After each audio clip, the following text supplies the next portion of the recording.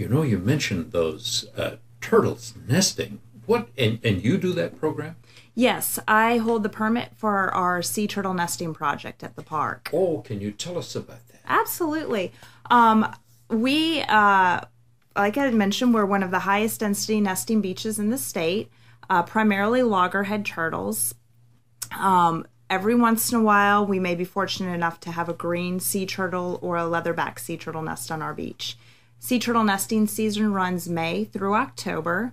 The females will come on shore to lay their eggs between May and August, but the eggs will incubate in the sand for about 2 months. So that's why the season runs through October.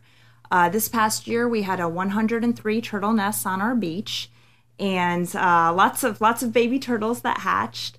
I have a wonderful volunteer group as well as interns that help out with screening the nests to keep predators out of the nests. And in some instances, we do have to relocate the nests to a safer place on the beach. When the female turtles do come on shore to lay their eggs, they typically weigh between 300 and 400 pounds. And they're they're large animals, very large animals. They're about 3 to 4 feet in length. I hope they're not hostile. Oh, no, not at all. And one thing that's interesting about sea turtles is that unlike other species of turtles, they can't actually pull their limbs into their shell. So when they crawl on the beach, you'll see their large flippers that are outside of the shell. And they have to make their way all the way from the surf to what we call the primary dune line to be able to lay their eggs. Now, in the water, 300, 400 pounds, they're fairly buoyant.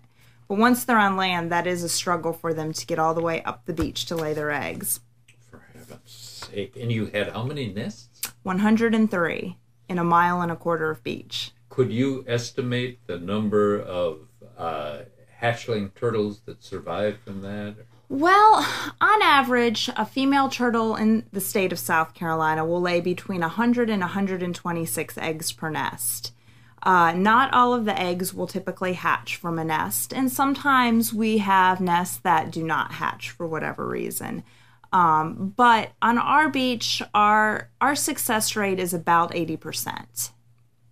Really? 80% of the little ones get back in? That's right. Now, just because they get back in the water doesn't mean that they're completely safe. And the statistics tell us that only about 1 in 1,000 of that turtles makes it to become an adult. When we say an adult, this means that this hatchling has to make it about 30 years to be able to come back and lay eggs. So a female turtle does not start to lay her eggs until she's about 30 years old. And unfortunately, there's a lot of pressures on the hatchlings. They are food for many types of marine animals, everything from crabs to fish, to larger fish such as sharks. Pollution is a big problem with these animals. They love to prey on jellyfish, and if plastic bags or balloons make their way into the water, unfortunately these animals will mistake these items for jellyfish. They'll eat them, and they usually do not fare well after that. And so there are a lot of pressures on these animals. In this country, by law, fishers and shrimpers have to have something called a turtle excluder device on their fishing nets. These animals breathe air. They do have lungs just like us.